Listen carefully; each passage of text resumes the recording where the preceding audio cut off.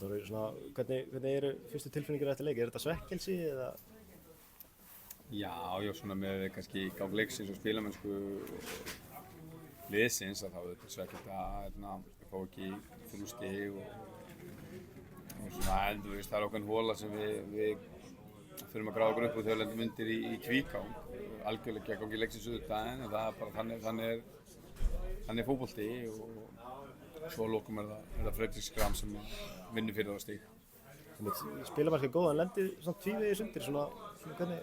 Já, bara gríðarlega klauðalegt og en aftur á móti bara eitthvað sem getur gerst í fótbolta. Við erum búin að vera halda hreinu, fá mörk á okkur og tafla sér í 12 leikjum og það getur alltaf gerst eitthvað og þá bara snýst hvernig þú stendur upp að svara því og við svörum fyrsta markinu bara fínt og svona finnst bæði mörkin koma gegn gangi leiksins en mér veist það samt, þú veist, þegar við jöfnum 2-2 bara, ég trúði aldrei öðru en að varum að vinna og veit að leikmenninu hafa verið sömu skoðunar en aftur, Fredrik bara verið frábærlega ítrykkað og heldur menn eins. Ég veit svona fyrir leik þá væntanlega þú vissir af úrslitum í Víkinni svona hvernig sagðirðu mannskapnum frá stöðunni þar eða? Nei, við bara haldið okkur við það í langa tíma að vera bara að fókusera á sjálf okkur og í langa tíma hefur þetta verið í okkar höndum og er ennþá í okkar höndum ef við vinnum þessar 2 leiki sem eftir eru og þá stöndum við upp þessi sigurverðar og það eru forréttindi að vera með örlögin í einu höndum og við bara erum ánægð með það.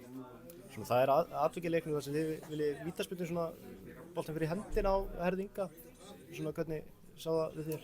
Ég sé það bara hérna hliðar linnum mér finnst það bara að vera bolta með höndum en það getur vel verið að sé það eitthvað skakt og ég ætla ekki að hafa sérstaklega skoðun á því.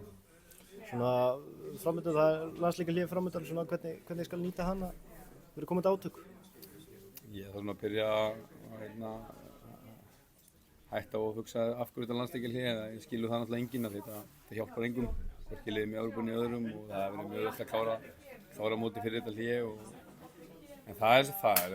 Við erum bara hópurinn á toppstað og í fínu standi þannig að við bara tökum smá pásu og hlöðum batterín og svo bara æfum við vel og undirbúum þessa 2 leiki sem eftir eru. Svona hvernig býstu við þessum loka leikum? Svona þið og Víkingur frekar samstíða með svona úrslit dagsins. Svona býstu við þessum úrslitaleik sem allir eru að tala um?